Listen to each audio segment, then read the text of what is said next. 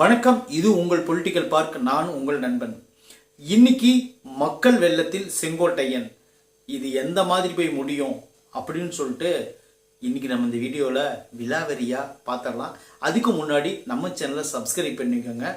இந்த வீடியோவை ஸ்கிப் பண்ணாமல் நீங்கள் பார்த்தீங்கன்னா தான் நான் என்ன சொல்ல வரேன் அப்படின்னு சொல்லிட்டு உங்களுக்கு தெரியும்.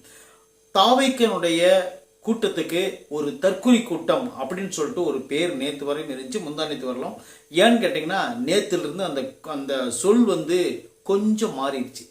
அதுக்கு காரணம் என்னன்னு பார்த்தீங்கன்னா, ஒரு மூத்த ஆள் இல்லை, வழிநடத்தக்கூடிய ஒரு செயல் வீரன் இல்லை. இன்னும் இந்த கட்சி சின்ன பசங்களை நம்பியே இருக்கு, அதாவது ஜென்சி கிட்ஸை நம்பியே இருக்கு. இவங்க எப்படி கரையேறுவாங்க அப்படிங்கிற ஒரு பெரிய ஒரு கேள்விக்குறியா இருந்துச்சு. அப்படிங்கிறது தான் உண்மை. அதுதான் ஒரு நிஜமான ஒரு களம். ஆனால் நேற்றைய தினத்தில் அதாவது 27ஆம் தேதி என்னாச்சுன்னு ஒரு சம்பவம் நடந்துச்சு. அது என்னன்னா, எடப்பாடி பழனிசாமி அவர்களால் வெளியே அனுப்பி வைக்கப்பட்ட செங்கோட்டையன் அவர்கள், கோபிச்செட்டிப்பாளையத்தைச் சேர்ந்த முன்னாள் அமைச்சர் செங்கோட்டையன் அவர்கள் தாவேகாவில் இணைஞ்சது உங்களுக்கு எல்லாத்துக்குமே தெரியும். அவர் இணைஞ்சதோடு இல்லாமல் அவருக்கு ஒரு முக்கியமான பொறுப்பும் கொடுக்கப்பட்டிருக்கு. அந்த பொறுப்பை கையில் வாங்கின உடனே இன்னைக்கு என்ன பண்ணாருன்னு பார்த்தீங்கன்னா, இன்றைய தினத்தில் அவரோட சொந்த மண்ணான கோயம்புத்தூர் ஏர்போர்ட்டில் இறங்கி அவர் நேராக தன்னுடைய வீட்டுக்கு வராரு. வீட்டுக்கு வரும்போது ஒரு பெரிய கட் அவுட் வச்சுக்கிறாங்க. ஒரு கட் அவுட்டில் ஏகப்பட்ட கட் அவுட் வச்சுருந்தாங்க. அந்த கட் அவுட்டுகளில் எப்பயுமே எம்ஜிஆர் அவர்கள், ஜெயலலிதா அவர்கள், அண்ணா, எம்ஜிஆர், ஜெயலலிதா, அப்புறம் பார்த்தீங்கன்னா அப்போதைக்கு முதலமைச்சர் யார், ஓபிஎஸ்ஸா இபிஎஸ்ஸா அந்த மாதிரி வச்சுருப்பாங்க. அதுக்கும் கீழே ஒரு சின்ன ஒரு ஓரமாக யாரை வச்சுருப்பாங்கன்னு பார்த்தீங்கன்னா, செங்கோட்டையன், அமைச்சர் செங்கோட்டையன் அப்படின்னு சொல்லிட்டு கீழே எழுதியிருப்பாங்க. செங்கோட்டையனோட முகம் இருக்கும். இப்போ என்ன ஆகுதுன்னு பார்த்தீங்கன்னா, இன்னைக்கு அந்த கட் அவுட்டில் அப்படி இல்லைங்க. இன்னைக்கு கட் அவுட்டில் என்ன இருக்குதுன்னு பார்த்தீங்கன்னா, தமிழக வெற்றி கழகம் அப்படின்னு எழுதி விஜய் சாரோட பேஸ் பெருசாகவும் செங்கோட்டையன் அவர்களுடைய பேஸ் சின்னதாகவும் மேலே இருந்து காட்டப்படுது. இதிலிருந்து உங்களுக்கு என்ன தெரியுதுன்னு பார்த்தீங்கன்னா, அவர் கொஞ்சம் கொஞ்சம் அதாவது தான் சேர்ந்த கட்சிக்கு உண்மையாக இருக்கணும் அப்படின்னு சொல்லிட்டு அவர் நினைக்கிறாரு. அது நினைக்கும் போது இப்போ என்ன ஆகுதுன்னு பார்த்தீங்கன்னா, அதுக்கு ஆணித்தரமான ஒரு சம்பவம் நடந்திருக்கு. அவர் மக்கள் வெள்ளத்தில் அப்படி கூட்டம்னா கூட்டம், அப்படி ஒரு கூட்டம். முந்தா நேற்று வரலும் கேஏஎஸ் அதாவது கேஏஎஸ் செங்கோட்டையன் அவர்கள் எங்கே போனாலும் அவரோட கார் மட்டும்தான் போகும், இல்லை கூட 2-3 பேர் போவாங்க, அவ்வளோதான். ஆனால் இன்றைய தினத்திலிருந்து செங்கோட்டையன் அவர்கள் எது பண்ணாலும் அது செய்தியாக மாறும், செய்தியாக சொல்லப்படும். ஏன்னு கேட்டிங்கன்னா, அவர் இருக்கிற இடம் தாவேகா. நீங்கள் என்னதான் விமர்சகர்கள் தாவேகாவை ஓரங்கட்டணும் அப்படின்னு நினச்சி நீங்கள் நெகட்டிவ் சொல்லிக்கிட்டே இருந்தாலும் கூட, ஆனால் தாவேகானுடைய வளர்ச்சிங்கிறது ஒரு படி மேலே தான் போயிட்டு இருக்க தவிர கொஞ்சம் கீழே குறையல. அதுக்கு காரணம் என்னன்னு பார்த்தீங்கன்னா, விஜயோட வளர்ச்சி அப்படிங்கிறத விட விஜயை நம்பி இத்தனை பேர் வராங்களா, தலைவரை நம்பி இத்தனை பேர் வராங்களா அப்படிங்கிறது ஒரு பெரிய ஒரு ஆச்சரியத்தை எனக்கு ஏற்படுத்துது. உண்மையிலே சொல்கிறேன். செங்கோட்டையன் அவர்கள் தாவேகாவில் இணைய போகிறாருன்னு சொல்லிட்டு முந்தானியத்து வரலும் நான் நம்பவே கிடையாது. ஏன்னு கேட்டிங்கன்னா, அவர் ஒரு ஆளுமையான ஒரு ஆள். அதாவது எம்ஜிஆர் அவர்களுக்கே பாடம் சொன்னாலே அவர் இந்த கட்சியில் இறங்கி வரா, அது சின்ன பசங்களோட இணை வரா அப்படின்னு சொல்லிட்டு சில கருத்து முரண்கள் எனக்கே இருந்துச்சு. ஆனால் அவர் இணைஞ்சது மட்டும் இல்லாமல் 2026 என்னுடைய அன்பின் இளவல், அதாவது தம்பியை முதலமைச்சராக்கணும், அதுதான் என்னோட ஒரே எய்மு. நான் எப்படி எம்ஜிஆர் கூட இருந்தனோ அந்த போல், அம்மா கூட இருந்தனோ அது போல் நான் தளபதி விஜயோடு நான் இருப்பேன், இந்த கட்சிக்காக நான் உண்மையாக இருப்பேன், விஜய் சாரை நான் வெற்றி அடை வைப்பேன், 2026 அவர் தான் முதலமைச்சர்னு அடித்து சொல்கிற அளவுக்கு உண்மையிலே அவர் நீங்கள் பேசியிருக்காரு. ஒரு பேட்டியில் பேசியிருக்காரு. இப்போ என்னதுன்னு பார்த்தீங்கன்னா, அவர்கிட்ட ஒரு நிருபர் முரணான ஒரு கேள்வி கேட்குறாரு. என்னன்னு பார்த்தீங்கன்னா, தாவேக்கனோட எந்த கொள்கை உங்களுக்கு பிடிச்சது, எதனால் அங்கே போனீங்கன்னு கேட்டாங்க. ஏன்னா இது ஒரு மடக்கிற கேள்வி. இது தாவேகாவுக்கு ஒரு கொள்கை இல்லை அப்படின்னு ஒரு கூட்டம் சொல்லுது பார்த்தீங்களா, அந்த கூட்டத்திலிருந்து ஒரு குரலாக இந்த குரல் ஒலித்தது.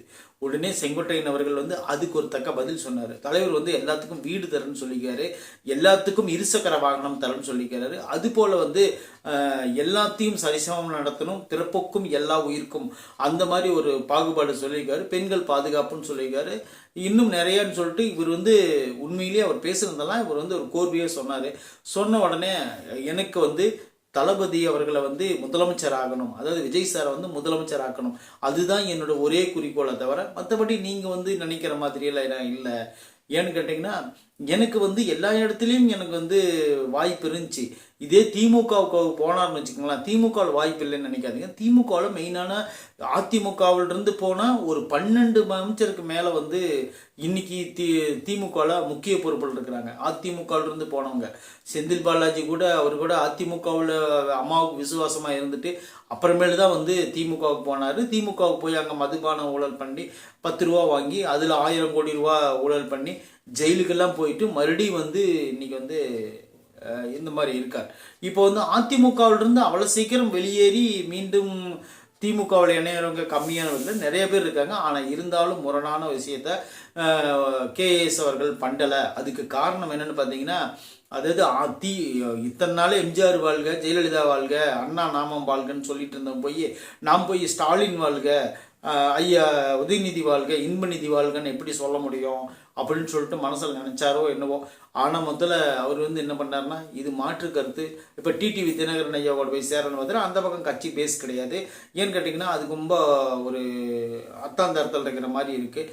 அந்த இடத்துல அவ்வளவுக்கா ஒன்றும் பேரும் புகழ் கிடைக்காது. இப்போ வந்து இங்கே உதாரணத்துக்கு நம்ம எடுத்துக்கலாம், வேறு எதுவும் வேண்டாம். இதுவே நீங்கள் வந்து செங்கோட்டையன் அவர்கள் வந்து நேராக போய் திமுக இணைஞ்சிருந்தா கூட இத்தனை மக்கள் வந்து செங்கோட்டையன் அவர்களை பார்த்துருப்பாங்களாங்கிறது டவுட்டு தான். இதே மாதிரி ஒரு போய் அமமுக இணைஞ்சிருந்தா கூட இத்தனை பேர் அவரை பார்த்துருப்பாங்களான்னு தெரியாது. காங்கிரஸில், பிஜேபியில், இந்த எந்த பார்ட்டியில் போய் அடைஞ்சிருந்தாலும் கூட இத்தனை மக்கள் வந்து வரவேற்பும், இத்தனை பட்டாசு வெடிப்பும், இனிப்புகளும், இத்தனை ஒரு கொண்டாட்டம், ஒரு கேளிக்கை விருந்து அந்த மாதிரி இருந்திருக்காது. ஆனால் தாவேக்காவில் அவர் இணைஞ்சதுனால தான் அவருக்கு வந்து இவ்வளவு மரியாதையும் இவ்வளவு ஒரு என்ன சொல்றது, ஒரு கெப்பாசிட்டி கிடைச்சிருக்குது அப்படின்னு சொல்லிட்டு நம்ம எடுத்துக்கலாம். அதுதான் உண்மையான காரணம் கூட. இன்னொரு விஷயம் என்னன்னு பார்த்தீங்கன்னா, செங்கோட்டையன் அவர்கள் வந்து எப்படி சில பேர் கேள்வி கேட்குறாங்க, அறிவுஜீவிகள். அது என்னன்னு பார்த்தீங்கன்னா, செங்கோட்டையன் வந்து ஒரு ஆளுமையான ஒரு தலைவர், அவர் வந்து எப்படி விஜய் சார் வாழ்க அப்படின்னு சொல்லுவார் அப்படின்னு சொல்லிட்டு சில பேர் சொல்கிறாங்க. ஆனால் நான் ஒன்று சொல்கிறேன், இவர் பொதுச் செயலாளர் வந்து திமுகவோட பொதுச் செயலாளர் யாருன்னு பார்த்தீங்கன்னா துரைமுருகன் அவர்கள். அவர் வந்து ஸ்டாலின் வந்து துரைமுருகனை விட வயசு கம்மி. இப்போ வந்து அவர் வந்து அண்ணாவோட வேலை செஞ்சவர். யார்? துரைமுருகன். அவர் வந்து கலைஞருக்கு கீழே வேலை செஞ்சவர். அடுத்தது வந்து ஸ்டாலின் கீழே வேலை செய்கிறாரு. அடுத்தது வந்து உதயநிதிக்கு கீழே வேலை செய்வார். அடுத்தது இன்பநிதிக்கு கீழேயும் வேலை செய்யறதுக்கு தயாராகிட்டார். ஆக மொத்தம் அவர் வந்து எல்லாத்துக்கு கீழே நான் வேலை செய்கிறேன் அப்படிங்கிற மாதிரி ஒரு மனநிலையை அவர் கொண்டு வந்துட்டார். இதுக்கு மேலே வந்து அதாவது அவ்வளோ ஒரு மூத்த பலம்.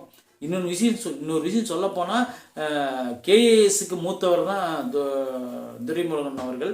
அவங்களே வந்து இன்பநிதிக்கு கீழே வேலை செய்கிற மாதிரி வராங்க. அப்படிங்கும்போது கேஏஎஸ் வந்து விஜய் சாருக்கு வந்து சப்போர்ட் பண்ணுறது ஒன்றும் தப்பு கிடையாது. ஏன்னா விஜய் சாருக்கு வந்து கிட்டத்தட்ட 51 வயசுக்கு மேலே ஆயிடுச்சு. அவருக்கு வந்து 71 வயசு தான் ஆகுது, 77 வயசு தான் ஆகுது. அதாவது வந்து அதில் அப்படி இப்போ பார்த்த போனால் ஒரு 16 வருஷம் தான் அதிகம். 16 தான் நினைக்கிறேன். 76னா 77னா 6 50 60 70 26 வருஷம், 26 வருஷம் தான் அதிகமாகுது. அதனால் வந்து ஒன்றும் பிரச்சனை இல்லை, அது ஒன்றும் பெருசாக இருக்காது. ஏன்னா இன்பநதிக்கே இங்கே வாழ்க்கை சொல்லும்போது இவர் விஜய்க்கு வாழ்க்கை சொல்கிறதுல ஒன்றும் தப்பு கிடையாது அப்படிங்கிற ஒரு சூழ்நிலை தான் அவர் எடுத்திருப்பார்னு நினைக்கிறேன். என்ன எது நடந்தாலும் சரி, ஆனால் விஜய் சாரோட இருக்கிறதுனால இவருக்கு கேஎஸ் அவர்களுக்கு வந்து ஒரு நல்ல எதிர்காலம் இருக்குது அப்படின்னு சொல்லிட்டு நம்ம நம்பலாம். இன்னும் சொல்லப்போனால் ஈரோடு, பார்த்திங்கன்னா கோயமுத்தூர், நீலகிரி, அப்புறம் வந்து பார்த்திங்கன்னா திருப்பூர், இந்த 4 மாவட்டத்தினுடைய முக்கியமான பொறுப்பை வந்து கேஏஎஸ் அவர்களுக்கு கொடுத்துருக்காங்க விஜய். அதுக்கு காரணம் என்னன்னு பார்த்தீங்கன்னா, இந்த 4 மாவட்டங்கள்லையும் எந்த ஒரு அசம்பாவிதமும் நடக்கக்கூடாது. இந்த 4 மாவட்டங்கள்லையும் வந்து கொங்கு பெல்ட் அதிகமாக இருக்கக்கூடிய ஒரு மாவட்டம். ஏன்னா இவங்க வந்து ஒரு கம்யூனிட்டி பார்க்கும்போது வந்து கொங்கு பெல்ட் வந்து இந்த ஏரியாவில் அதிகமாக இருக்கும். அதனால் வந்து செங்கோட்டையன் அவர்கள் வந்து போய் அவர் வந்து ஓட்டு திரட்டுறாரா இல்லையோ, அவருக்கு இருக்கிற அந்த கெப்பாசிட்டி மதிப்புங்கிறது வந்து இப்போ ஓரளவு உயர்ந்திருக்குது அப்படின்னு சொல்லிட்டு நம்ம எதிர்பார்க்கலாம். அந்த மாதிரி சூழ்நிலை தான் இப்போ போயிட்டு இருக்கு. இருந்தாலும் இந்த சூழ்நிலையை தாண்டி அடுத்ததாக வந்து இன்னொரு முக்கியமான விஷயம் என்னன்னு பார்த்தீங்கன்னா, ஏதாவது ஒன்று பண்ணுங்க, ஆனால் ஒற்றுமையாக இருங்க அப்படிங்கிறது தான் நாம் நினைக்கிறோம். ஏன்னு கேட்டிங்கன்னா, இவங்களால எந்த குழப்பமும் மீண்டும் ஏற்பட்டுறக்கூடாது. குழப்பத்திலேயே மக்கள்லாம் இப்போ என்ன பண்ணுறாங்கன்னு பார்த்தீங்கன்னா, நிர்வாகம் ஏதாவது தவறிடுமோ அப்படிங்கிற மாதிரி யோசிக்கிறாங்க. அந்த மாதிரிலாம் எதுவும் தவறுறதுக்கு வாய்ப்பே கிடையாது. ஏன்னு கேட்டிங்கன்னா, இப்போ செங்கோட்டையன் அவர்களுக்கும் புஷி ஆனந்த் அவர்களுக்கும் இணையான ஒரு பதவி கொடுத்துருக்காரு. ஆனால் இருந்தாலும் 3 பேரும் கூடி தான் அந்த விஷயத்தை டிஸ்கஷன் பண்ணுவாங்க அப்படிங்கிறதுல எந்த மாற்று கருத்தும் கிடையாது. ஏன்னு கேட்டிங்கன்னா, அவங்களுக்குள்ள அந்த ஒரு ஒரு கெமிஸ்ட்ரி ஒர்க் ஆனால் தான் அடுத்த கட்ட நகர்வுக்கு அது நகரும் அப்படிங்கிறதுல எந்த மாற்று கருத்தும் கிடையாது. அடுத்து வந்து பார்த்திங்கன்னா, சத்யபாமா அவர்கள் இணைஞ்சிருக்காங்க, தொடர்ந்து நிறைய பேர் இணைஞ்சிருக்காங்க. ஏன்னு கேட்டிங்கன்னா, செங்கோட்டையன் அவர்களோட டீம் தான் அது எல்லாமே அவங்களோட டீம் தான். அந்த டீம் அப்படியே போய் தாவேக்கால் இணைஞ்சிருக்கு அப்படின்னு சொல்லிட்டு நம்ம எதிர்பார்க்கலாம். சரி, ஓகே, இதுக்கு மேலே நடக்கக்கூடிய காலங்கள் வந்து எப்படி வருதுன்னு பார்த்துட்டு அதுக்குண்டான விஷயங்களை பார்க்கலாம். ஏன்னு கேட்டிங்கன்னா, இன்றைய பொழுதில் வந்து இன்னைக்கு அமைச்சர் செங்கோட்டையன் அவரோட காரில் வந்து அதிமுக கொடி எடுத்துட்டு தாவேக்கானுடைய கொடியை வச்சு அவர் காரில் வந்து இறங்கினார் அப்படிங்கிறது ஒரு குறிப்பிடத்தக்க போனஸ்னா ஒரு விஷயம். சரி, ஓகே, இதெல்லாம் நல்லபடியாக நடக்கட்டும். நாளைய தினத்தில் நாளை நிகழ்ச்சியை பார்ப்போம். நன்றி, வணக்கம்.